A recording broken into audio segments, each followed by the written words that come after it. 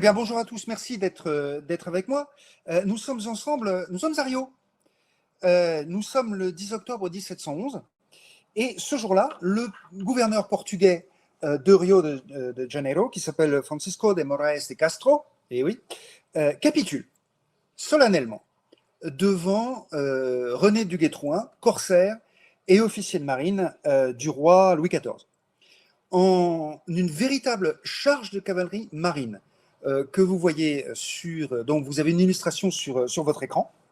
Il a forcé le goulet qui est censé être impénétrable de Rio de Janeiro. Il a soufflé littéralement les batteries portugaises, balayé les bateaux portugais et s'est emparé de la ville. Il était à 1 contre 4, il y avait 3200 soldats et marins, ils étaient 12 000 en face, sans compter la marine locale. Et il rançonne Rio comme elle ne l'a jamais été. Le butin est absolument colossal. C'est probablement la plus grande victoire corsaire de toute l'histoire de la marine française. Alors, je suis désolé, je regarde une diode verte, vous êtes là, normalement. J'espère que je me regarde là. Voilà, vous êtes là. Bon, mais qu'est-ce qu'il fait là, lui? Au fait, on est en pleine guerre de succession d'Espagne. Que fait donc un corsaire malouin de l'autre côté de l'Atlantique, dans la baie de Rio? Eh bien, il fait la guerre, justement. Parlons-en de cette guerre, la guerre de succession d'Espagne. C'est la dernière guerre et la plus féroce, la plus ruineuse et la plus dangereuse de la longue histoire du règne de Louis XIV.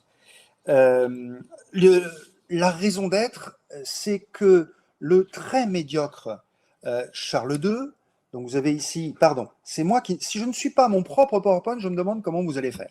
Donc la guerre de succession d'Espagne, vous voyez ici la victoire de Villaviciosa, où vous avez à gauche, puisque je ne peux pas utiliser le pointeur, je suis désolé, à gauche en rouge, vous avez Vendôme le français, et à droite, vous avez donc le roi d'Espagne, Philippe V, petit-fils de Louis XIV.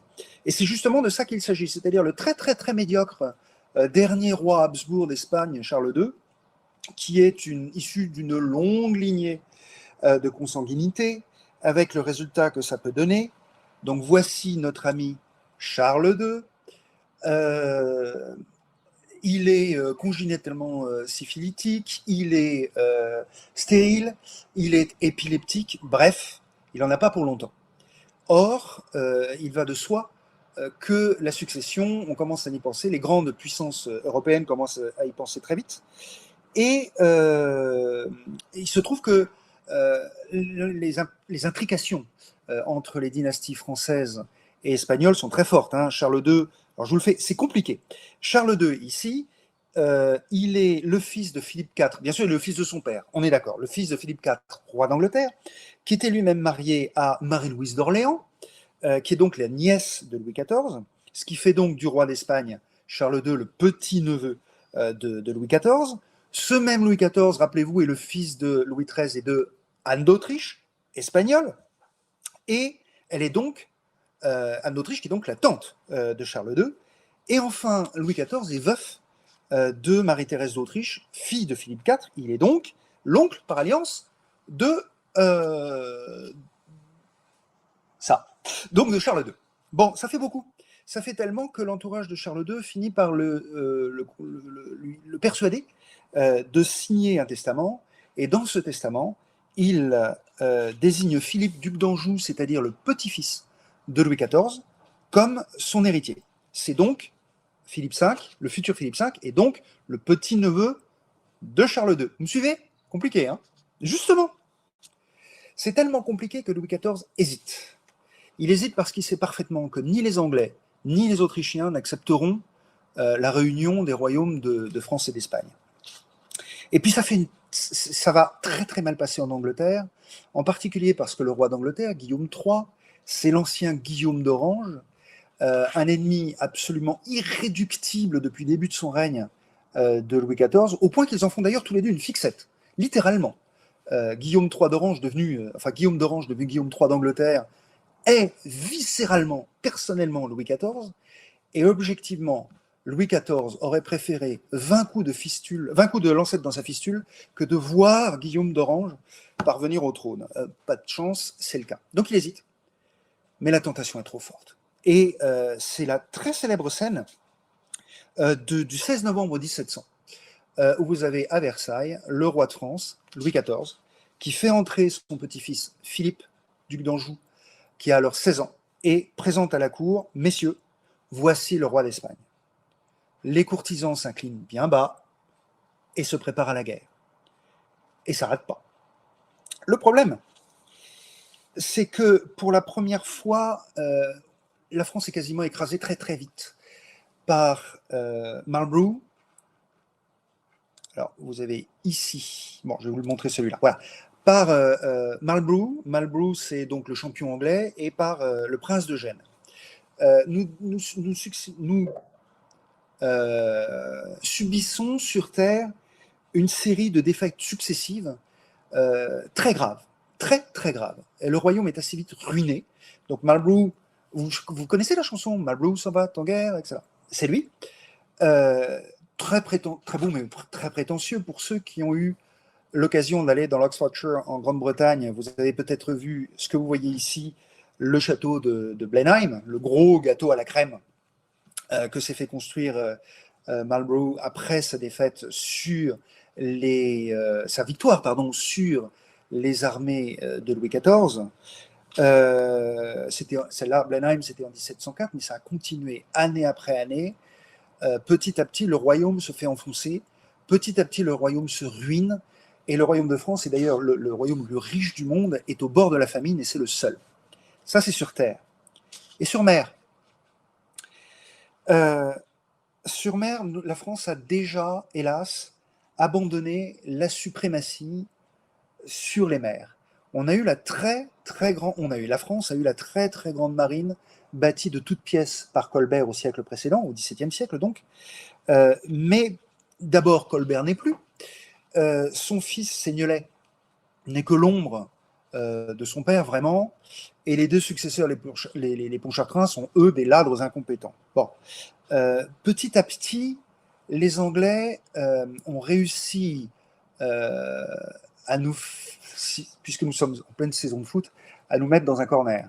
C'est-à-dire que bataille après bataille, nous avons commencé à reculer. Ça a commencé à coûter de plus en plus cher, et de plus en plus de gens à la cour, et notamment les ministres de la Marine dont je vous parlais, Pontchartrain, ont commencé à trouver que la marine, la grande marine de ligne, les énormes vaisseaux, coûtaient atrocement cher et ne rapportaient pas grand-chose. Vous avez eu pendant la guerre de la Ligue d'Augsbourg. La guerre de la Ligue d'Augsbourg, c'est la précédente par rapport à la guerre de succession d'Espagne. On est en 1688 à 1697.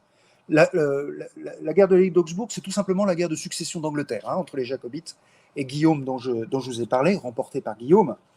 Eh bien, par exemple, à la bataille de la Hougue, la voici, qui est en 1692, contre les Anglais au large de Barfleur, commence par une victoire, se termine par une défaite. Seignelay meurt en 1699. Les Anglais s'emparent de Gibraltar. Et pendant la guerre de succession d'Espagne, on envoie pour la dernière fois une grande flotte de ligne en 1704, donc, pour reprendre Gibraltar et empêcher les Anglais de s'installer définitivement. Nous gagnons la bataille navale, nous perdons l'enjeu stratégique, c'est-à-dire que malgré cela, les Anglais parviennent à débarquer des hommes et du matériel. Nous sommes en 1704. Vous l'avez peut-être remarqué, mais ils y sont toujours. Donc vous voyez que, stratégiquement parlant, c'est un ratage. Et là, Pontchartrain, donc le ministre de la Marine, père et fils, donc le premier, commence à considérer que ça suffit. Et il fait désarmer la grande flotte française qui reste donc à Pourri-Raquet. Pourquoi il fait ça? Eh bien parce que la flotte de ligne coûte très cher, mais que les corsaires, eux, rapportent. Et donc, l'alternative dans la pensée de cette cour qui essaie désespérément de trouver de l'argent pour gagner sur Terre, c'est que la guerre de course, elle, rapporte. Avec un théoricien qui n'est pas n'importe qui. Le théoricien de la guerre de course, de la guerre des corsaires qui rapporte, c'est Vauban.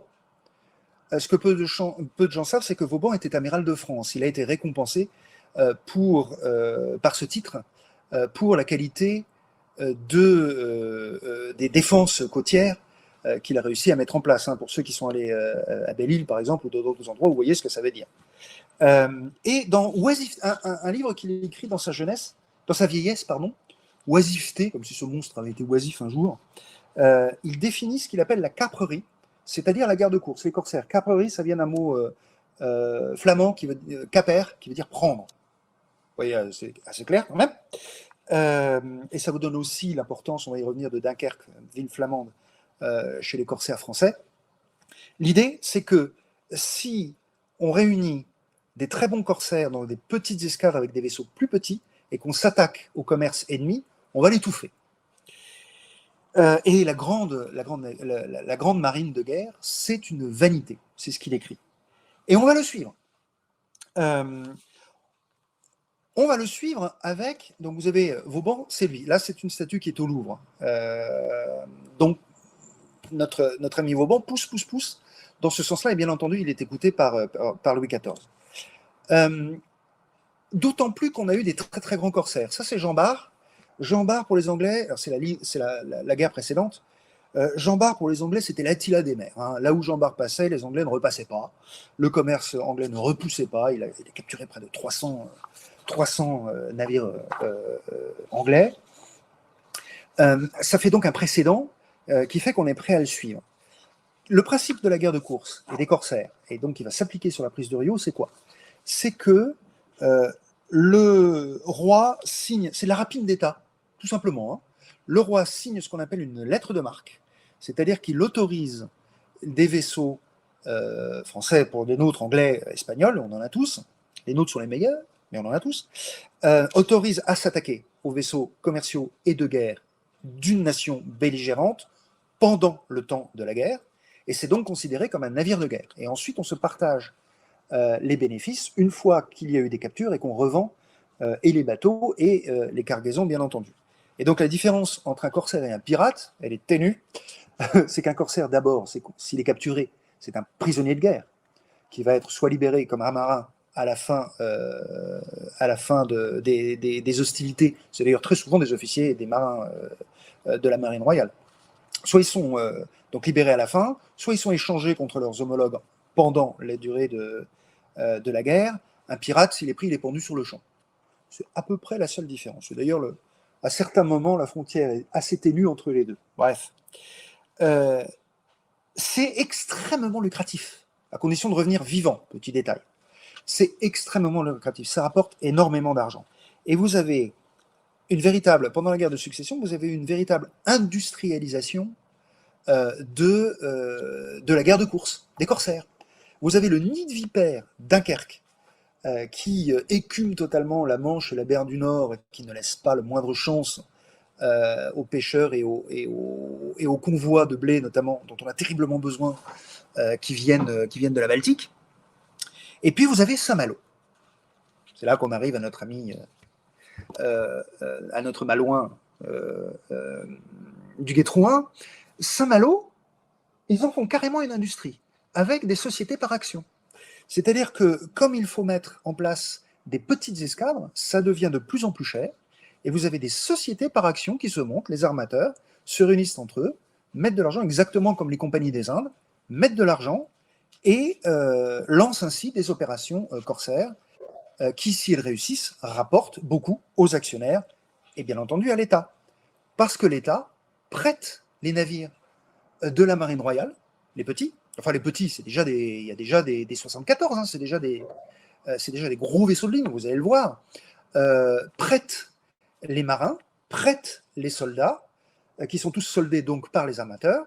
Ce sont les armateurs qui sont en charge de payer les soldes, donc les salaires de tout ce beau monde, et de payer l'armement. L'armement, ça veut dire les canons, les munitions, les voiles, les mâts, etc., etc. Tout ce qui fait fonctionner un navire va capturer les vaisseaux d'en face, revend tout ça, et on se partage les bénéfices. Et les grands corsaires de la guerre de succession d'Espagne, c'est Forbin, c'est Cassard, et c'est celui que vous voyez là, notre ami du Guétrouin. Alors il est temps que je vous le présente quand même. Donc, vous le savez depuis tout à l'heure, c'est pas loin. Il est né en 1673, il est né le 10 juin. Il est le 7e de 11 enfants. Toute la famille est une famille d'armateurs. Donc, ils ont un petit peu l'habitude. Décision bizarre de la famille et du père, on le destine à la vie ecclésiastique. Vous savez que dans toute famille, on en dessine toujours, surtout de cette taille-là, on en dessine toujours un ou deux pour la robe. Il est donc envoyé chez les jésuites bon, je ne sais plus où, peu importe, et ensuite à l'université de Caen. Mais il se trouve qu'en matière de robe, Duguay-Trouin s'intéresse beaucoup plus à celle des femmes qu'à celle, la sienne, comme ecclésiastique. Sans compter, les armes, les duels ne manquent pas. Bon, son état ecclésiastique, ça ne marche pas du tout. Et quand le père meurt, sa mère, qui a compris, le rappelle à Saint-Malo. Et à 16 ans, il fait son premier embarquement sur les vaisseaux de la famille. Et il devient corsaire quasiment immédiatement. On est en 1689. On est donc pendant la guerre d'Alec d'Augsbourg. Il va commander très vite. Il est très bon. Il va se faire très vite une réputation. En 1693, il a son premier commandement sur une petite frégate. Donc une frégate, c'est un 3-mâts avec un rang de canon. Et après, c'est le nombre de canons qui décide de la taille de la frégate. En 1694, il prend une frégate de 40, c'est-à-dire 40 canons. Donc là, ça commence à être gros, hein, on commence à être dans les deux ponts. Il fait 3 prises dans la Manche. Pas de peau. Le 12 mai 1694, lui tout seul tombe sur une escadre anglaise de 6 vaisseaux de 50 à 70 canons. Je vous rappelle qu'il en a 40. Et il est coincé entre l'escadre en question et la flotte anglaise. Connaissant Duguay-Trouin, il essaie de s'échapper, il ne réussit pas, il y va carrément, il essaie carrément d'en prendre un à l'abordage. 4 heures de combat, vous imaginez la disproportion des forces. Il leur faut 4 heures de combat aux Anglais pour le capturer, et encore, c'est uniquement parce qu'il a été blessé par un boulet touché à la hanche, il s'évanouit, blessé assez gravement. Le vaisseau est capturé, il est envoyé à Plymouth comme prisonnier. Il s'évade, alors il y a quelque chose qui est assez amusant, il s'évade. Comment ? Parce qu'évidemment, à Plymouth, où il est enfermé, il se fait assez vite, comment dirons ça, une amitié féminine. Ça lui permet d'acheter une barque. Il y a une espèce de vaudeville, je n'ai pas le temps de vous l'expliquer parce qu'on a une heure, une espèce de vaudeville qui lui permet d'être extrait de sa cellule, de se retrouver dans une auberge, de sauter par la fenêtre, de foncer vers la côte pour récupérer le dit navire avec son chirurgien et deux mousses. Et il rentre à la rame à travers la Manche. Il y avait quand même un précédent à propos, tant pis pour le temps, je ne peux pas résister. Ça, c'est Forbin, je vous en ai parlé, c'est un des 3 très grands corsaires. Lui, c'est un chevalier de Forbin.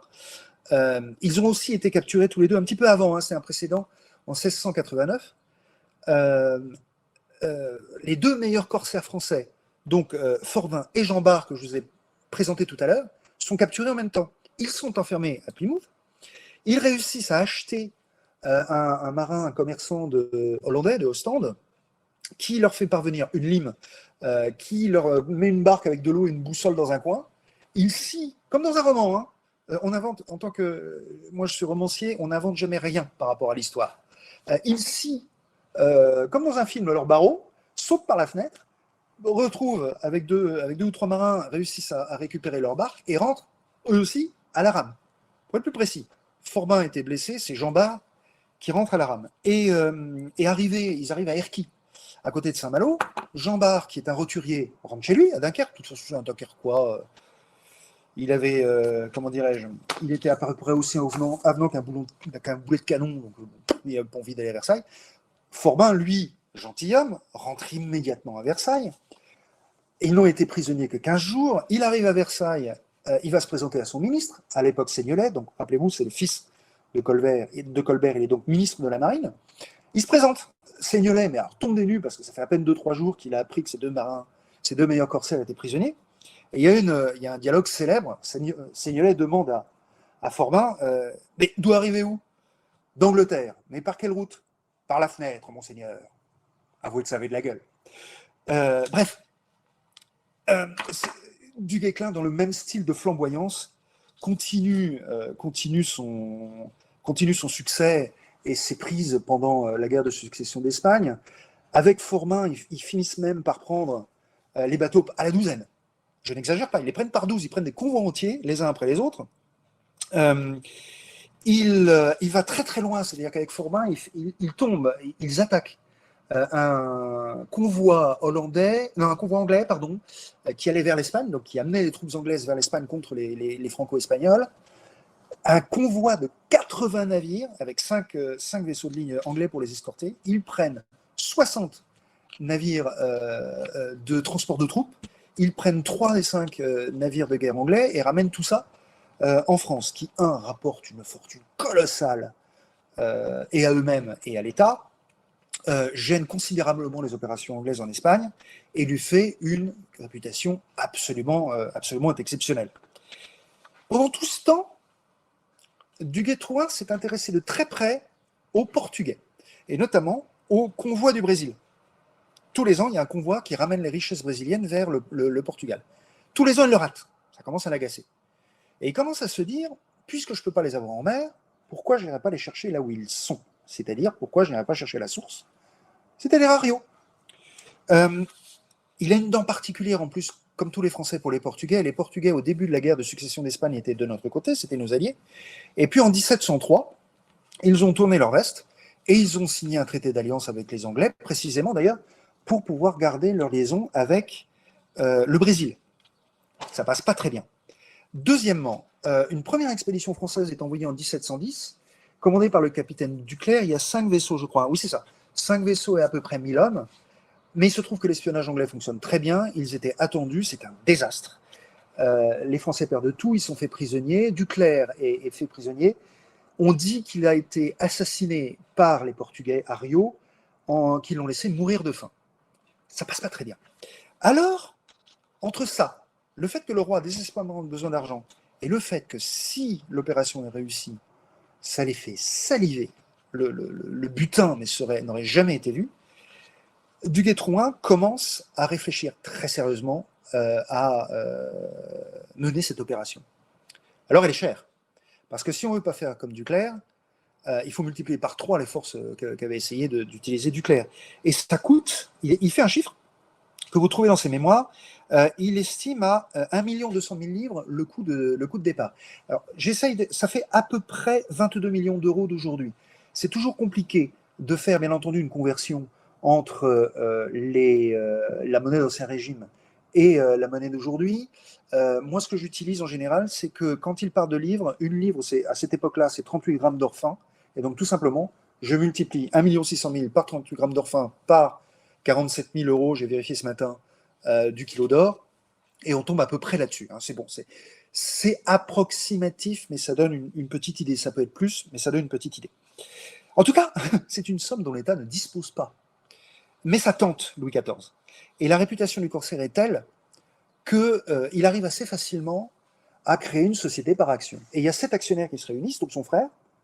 Rappelez-vous, c'est une famille d'armateurs. Donc des malouins, d'autres, 4 malouins, je crois, 4 gros amateurs malouins, et puis d'autres actionnaires, excusez-moi du peu, Monsieur le Comte de Toulouse, grand amiral de France, le seul d'ailleurs grand amiral de France qui était compétent dans l'Ancien Régime, qui est le dernier fils bâtard légitimé de Louis XIV. Louis XIV lui-même souscrit sur sa propre bourse, et tout ça permet de signer un traité entre la société financière et l'État, signé par Louis XIV en personne et par Pontchartrain, ça compte moyen, qui stipule que l'État met 18 vaisseaux avec armes, munitions, équipages, soldats à la disposition de l'expédition. Ça fait 4000 marins et 2000 soldats. Les soldes sont à la charge des armateurs. Donc voilà les vaisseaux, on va y revenir. Voilà les vaisseaux. Les charges sont à la solde des armateurs, l'armement est à la solde des armateurs, mais tout le reste, c'est l'État qui le donne.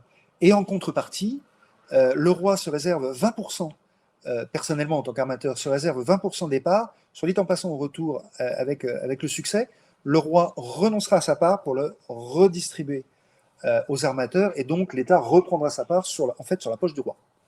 Il y a 10% des prises qui sont pour, donc ce qui va être gagné, qui sont pour donner des primes aux officiers, aux marins, aux soldats, et tout le reste se partage entre les armateurs et l'État. Donc si ça marche, ça peut rapporter pas mal.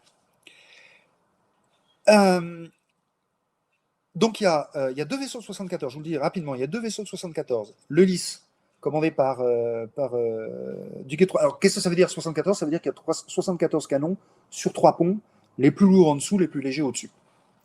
Donc le Lys, le magnanime, 74. 3 vaisseaux de 66, le Brillant, l'Achille et le Glorieux, ils sont en très très bon état. 3 frégates, une galiote à bombe, quelques autres. Une galiote à bombe, c'est un vaisseau qui porte d'énormes obusiers. Donc des obusiers tirent comme ça, hein, les canons de marine tirent comme ça, droit. Les obusiers sont destinés à bombarder les villes et ils tirent comme des mortiers, hein, en cloche. Ils sont destinés à écraser d'énormes calibres qui sont destinés à écraser les fortifications et les abris et l'artillerie des soldats d'en face. Dès que c'est signé, donc je vous avais dit signé, je me suis perdu moi-même. On a été signé en mars, 19 mars 1711. Duguay-Trouin et son frère foncent vers Brest où se trouve la majorité de la flotte qu'on lui a destinée, qu'on lui a prêtée, qu'on lui a louée. Ce qu'il faut faire, c'est faire très vite. Il sait très bien qu'à un moment ou un autre, l'espionnage anglais qui grouille dans les ports, et oui, James Bond 007, ça date pas d'hier, ça grouille évidemment. Les ports français, tous grouillent d'oreilles, on va dire d'oreilles anglaises, d'autant plus que, et la cour aussi d'ailleurs, d'autant plus que ce soit la cour à Versailles, que ce soit les marins dans les tavernes, tous ne brillent pas forcément par leur grande discrétion. Il n'y a qu'une seule façon, c'est d'aller plus vite. Et Duguay-Trouin n'est pas du genre à ne pas aller vite. Pardonnez-moi l'expression, mais il botte les fesses à grands coups de botte des fonctionnaires des ports. En 2 mois, la flotte est prête, ce qui est exceptionnel. Hein. Normalement, c'est impossible, mais c'est Duguay-Trouin. 2 mois, c'est prêt. Et il s'apprête à partir. Il fait croire aux Anglais, il fait circuler le bruit pour tromper l'espionnage anglais, donc deception, qu'il allait aller vers les Caraïbes, puis il leur fait croire qu'il va aller vers l'océan Indien, hein, vers les Mascareignes, vers ce qu'on appelait à l'époque l'île de France, et aujourd'hui donc le Bourbon, c'est-à-dire la Réunion, et l'île de France, c'est-à-dire l'île Maurice, qui nous appartenait. Mais bon, comme prévu, rien à faire, les Anglais finissent par savoir ce qui se passe. Ils envoient un vaisseau avec un message pour prévenir Rio. Ils envoient un vaisseau pour prévenir, évidemment, la cour du Portugal, qui elle-même envoie immédiatement une flotte de 7 vaisseaux, 4 navires de ligne. Vous ne me voyez pas. 4 navires, voilà, vous me voyez là, 4 navires de ligne, 3 frégates pour aller renforcer les défenses de Rio. Et les Anglais envoient leur propre flotte pour coincer Duguay-Trouin à la sortie de Brest. Oui, mais c'est Duguay-Trouin. Nous aussi, on a des espions en Angleterre. Donc nous apprenons, les services français, on peut appeler ça comme ça, apprennent que la flotte anglaise a appareillé et arrive. Duguay-Trouin accélère, lui quand il accélère, il va vite, et il fiche le camp de Brest 2 jours avant l'arrivée de la flotte anglaise qui coince Brest. Trop tard, il est parti. Il descend la côte, il récupère les autres vaisseaux qui étaient en train d'être préparés dans d'autres ports français. C'était La Rochelle, c'était Dunkerque, c'était Rochefort. Donc il récupère tout ça le 9 juin, donc il part le 3 juin. Il récupère tout son beau monde le 9 juin devant La Rochelle, et il disparaît. Il disparaît dans l'Atlantique. Il s'est navigué, le gars. Bon. Les Anglais l'ont perdu, les Portugais ne savent pas où il est, et il réapparaît, tranquillement, avec un atterrage parfait. C'était un marin exceptionnel. Atterrage parfait, à une époque où, je vous rappelle, on ne savait pas calculer les longitudes. Hein. Atterrage, ça veut dire on arrive en vue de terre à l'endroit prévu. Un atterrage parfait. On est le 12 septembre. Un atterrage parfait le 12 septembre 1711, exactement devant le goulet de Rio. Les défenses de Rio avaient été évidemment renforcées, hein, rappelez-vous. On a un navire anglais qui est arrivé, un messager qui est arrivé en août, un messager anglais. On a donc cette flotte de 7 vaisseaux, donc 4 vaisseaux, 3 frégates portugaises qui sont arrivées.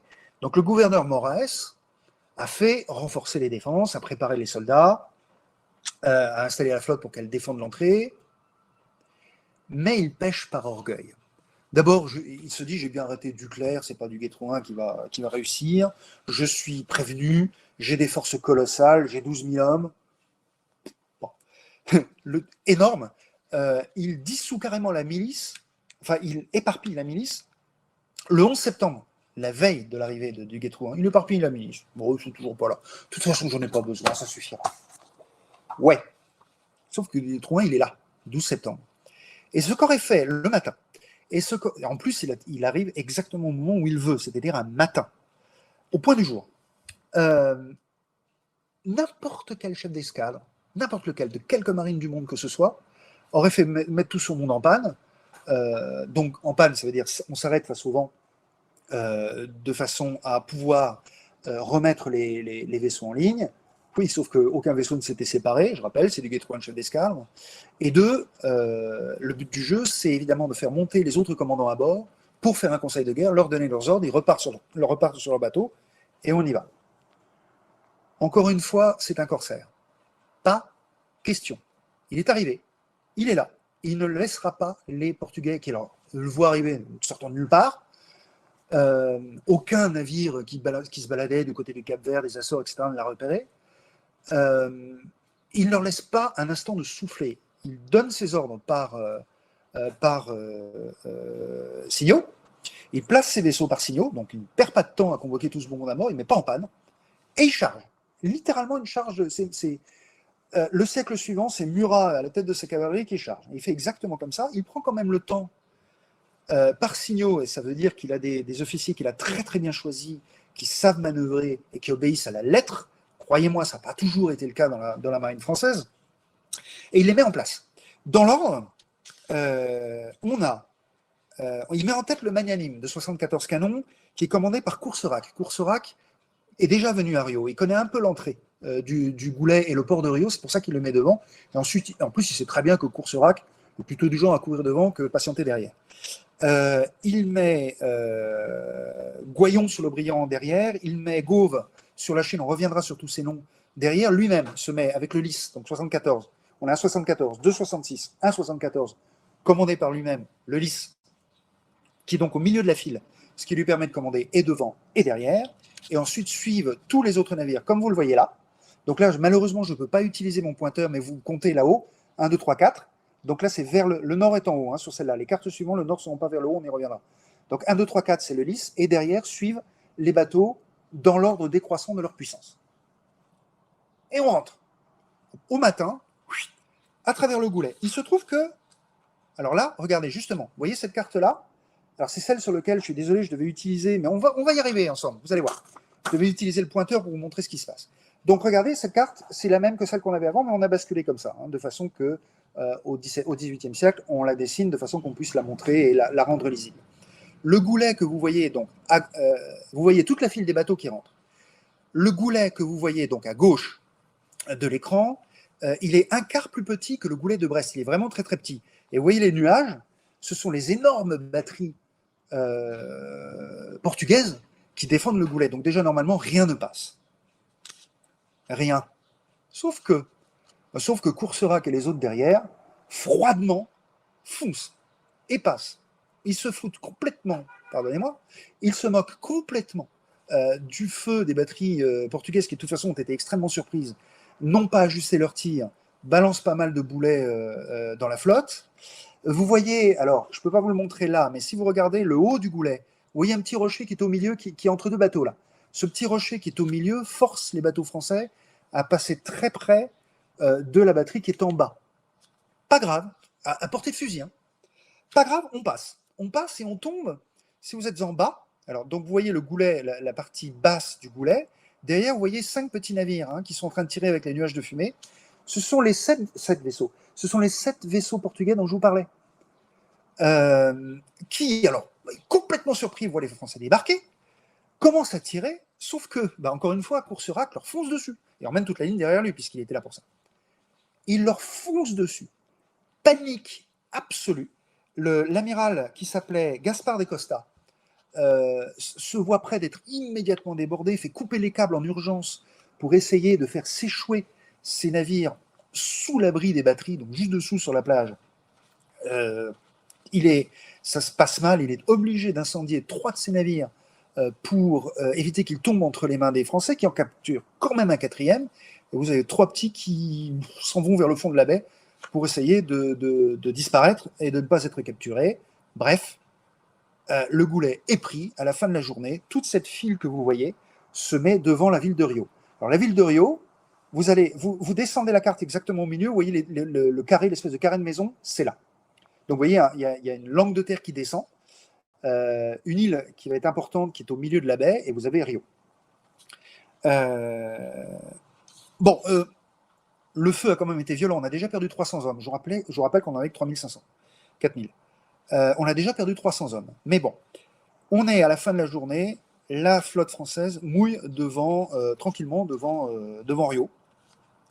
Et là, on est le soir quand on arrive là.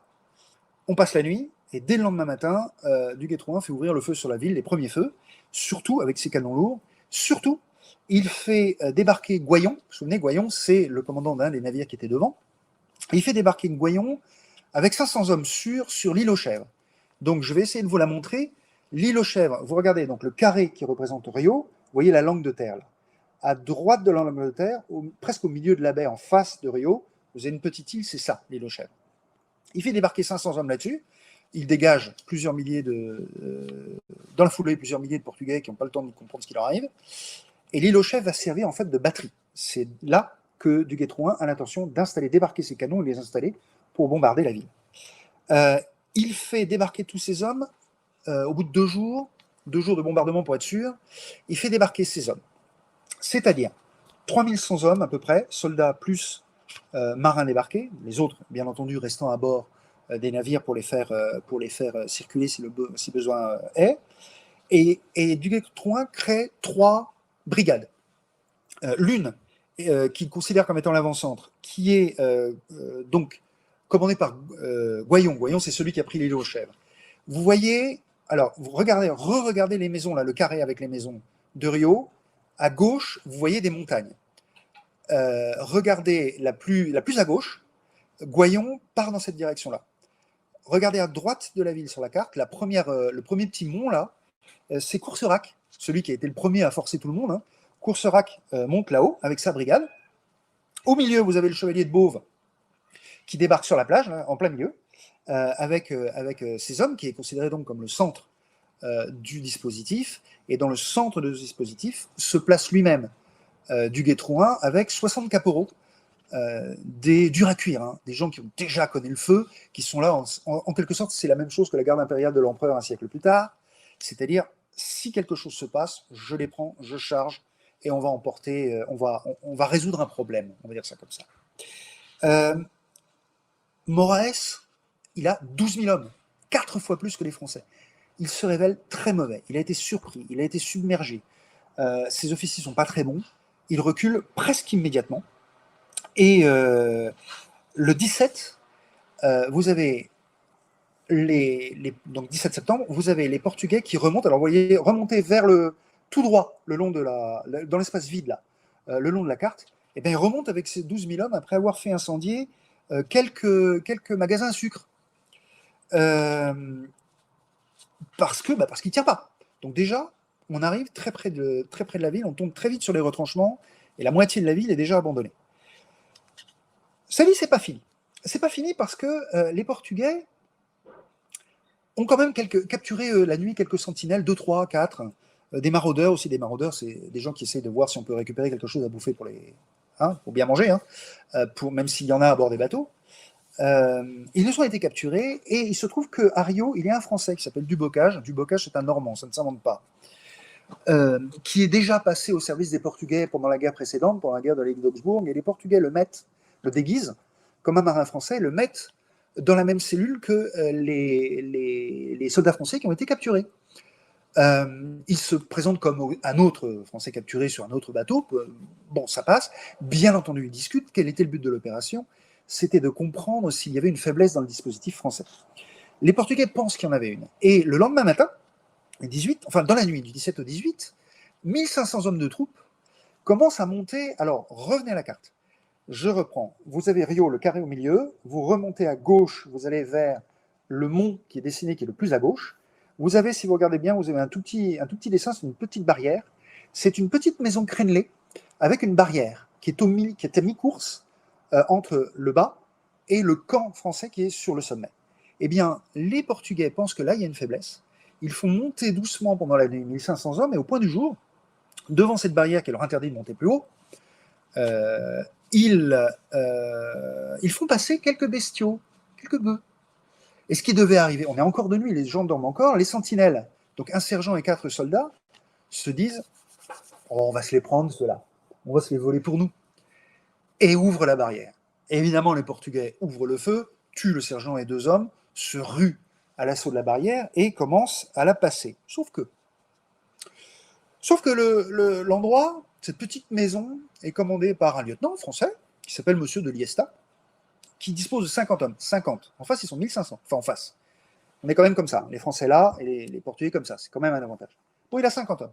Mais Monsieur de Liesta trouve que ces gens sont bruyants et mal polis de le réveiller avant l'heure. Il se plante au milieu de la pente avec ses 50 hommes en ligne et il ne bouge plus. Il envoie évidemment des estafettes prévenir vers le haut, donc au-dessus de lui, Goyon et ses hommes pour qu'on lui envoie d'urgence du renfort. Et il envoie une autre estafette qui court vers le centre, donc vers Rio, pour prévenir également du Guêtre-Trouin directement. Goyon évidemment fait descendre ses troupes. Du Guêtre-Trouin lui-même charge avec ses fameux 60 caporaux pour virer tout ce beau monde de là qui n'a rien à faire là. Et vous avez un total de même pas 200 soldats français qui balaient tranquillement les 1500, enfin tranquillement, qui balaient les 1500 Portugais qui cèdent immédiatement le terrain, pris en tenaille et tenus par le haut, et qui renoncent et qui repartent. Bon, ça dit, du Guêtre-Trouin, il trouve que ça a assez duré. Donc, il fait installer son artillerie sur l'île aux Chèvres. Rappelez-vous, l'île aux Chèvres, c'est l'île que vous avez juste en face de Rio. Là.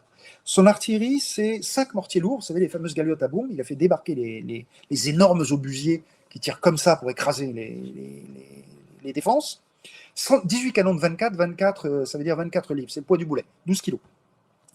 Et il envoie au gouverneur un tambour pour lui donner l'ordre de se rendre. Bon, Moraes, quand même, il a encore 12 000 hommes. Non, il n'en est pas question.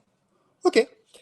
Tant pis pour toi, dit du Guêtre-Trouin, enfin il se dit du Guêtre-Trouin, il fait mouiller 2 autres vaisseaux. Alors regardez l'île aux Chèvres. Donc vous avez Rio, descendez l'île aux Chèvres, allez à droite de l'île aux Chèvres, vous voyez les dessins de deux vaisseaux. Ce sont le Mars, je crois, et un autre qui vont compléter le bombardement sur la ville. On est le 20, voilà. Donc ils mouillent pour ajouter leur canon et on commence à tirer sur la ville. Dans la nuit du 20, du Guêtre-Trouin envoie ses hommes. Alors, rappelez-vous, la plupart de ces hommes avaient débarqué, donc il les rembarque sur des chaloupes pour les faire rapprocher de Rio.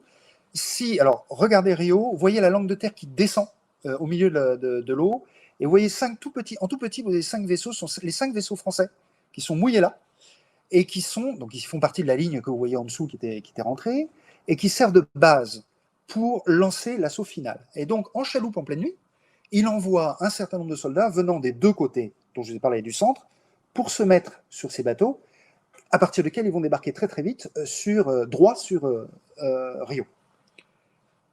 Arrive quelque chose, l'un de ces imprévus, assez extraordinaire, c'est un énorme orage tropical qui explose en pleine nuit. On est à Rio, hein, et on est dans la saison des orages. Donc, orage, éclair. À la lueur des éclairs, les Portugais, dans les derniers retranchements, voient les chaloupes en train de se diriger vers les 5 vaisseaux que je vous ai montrés. Et leur tirent dessus. Évidemment, ils sont là pour ça. Bon. Oui, mais du Guêtre-Trouin, ça aussi, il avait prévu que quelque chose pouvait mal se passer. C'est là qu'on reconnaît les chefs dignes de ce nom. Dans la journée d'avant, on est donc en pleine nuit, rappelez-vous. Dans la journée du 20, la fin de la journée du 20, il avait fait pointer tous ses canons, tous ceux liés aux chèvres, tous ceux des 2 vaisseaux mouillés à droite, là. Il les avait fait pointer de façon que même en pleine nuit, même sans voir quoi que ce soit, ils soient déjà pointés sur la cible, c'est-à-dire le retranchement portugais. Et il leur avait donné l'ordre, si je donne le premier coup de canon, vous tirez tout ce que vous avez et vous n'arrêtez plus de tirer. voyant que ses chaloupes sont agressées, Duguay-Trouin met lui-même le bout de feu sur son canon, boum, et ça part. Et il se trouve qu'en plus, l'orage devient dantesque. Et ce qui se passe est un enfer pour les Portugais. C'est dantesque. Vous avez les énormes orages, vous avez les explosions et les lueurs des éclairs, vous avez les explosions et les lueurs des canons. C'est la panique. C'est la panique totale. Les habitants qui sont encore là fuient en courant, les marchands notamment, en emportant ce qu'ils peuvent emporter pas mal. La vague de fuite emmène les soldats et la ville est carrément abandonnée en pleine nuit.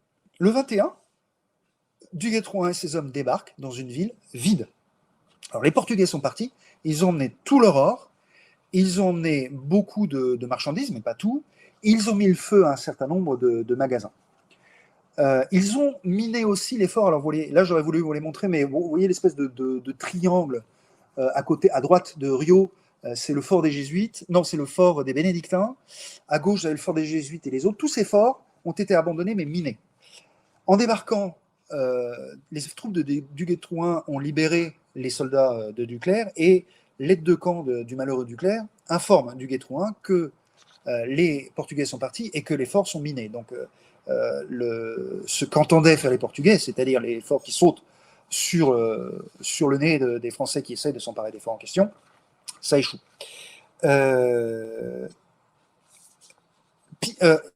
Évidemment, rappelez-vous, il y a quand même pas mal de corsaires, le pillage commence. Oulala, Duguay-Trouin, rappelez-vous, c'est un armateur. Oulala, il y a une phrase dite par Belmondo dans Cartouche, si vous vous souvenez. Mais ils vont me piquer mon gagne-pain, ces croquants-là. Il fait immédiatement exécuter les quelques pillards qui ont la mauvaise idée de se livrer à ce petit jeu. Et il rassemble ses officiers. Pourquoi ? Parce que ça commence à durer et qu'il faut faire très vite. Est-ce que vous imaginez quand même... Il fallait... Alors, je vous prie d'excuser, mesdames, le vocabulaire que je vais, parmi vous, parmi ceux qui m'écoutent, celles qui m'écoutent, je vais être un peu vulgaire, mais il fallait quand même en avoir une paire bien accrochée. Ils sont 3000.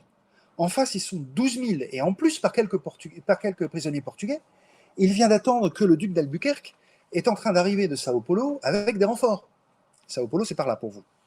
Il faut faire très très vite, c'est la seule chance. Parce qu'il n'y a aucune rémission possible. Eux ne recevront jamais de renforts. Les renforts, ils sont 6 ou 7 000 km derrière. De l'autre côté de l'Atlantique, inutile de vous dire qu'il n'y a aucune possibilité de fuite. On gagne ou on meurt. C'est aussi simple que ça. Donc, il envoie un ultimatum à Moraes, là-haut. Là. Et il lui fait dire ou vous vous rendez tout de suite, ou je rase Rio jusqu'au fondement avec tout ce qu'il y a dedans. Et il a une surprise. Moraes, mais surtout les marchands portugais, évidemment, qui n'ont pas du tout envie de voir leur possession se faire détruire jusqu'en bas. On peut faire confiance aux corsaires, hein, ce serait passé comme ça. Les Moraes, donc, et les commerçants portugais, envoient un jésuite. Forcément. Envoient un jésuite à Duguay-Trouin qui voit débarquer le bonhomme. Et la proposition est énorme. Moraes propose tout simplement de racheter Rio.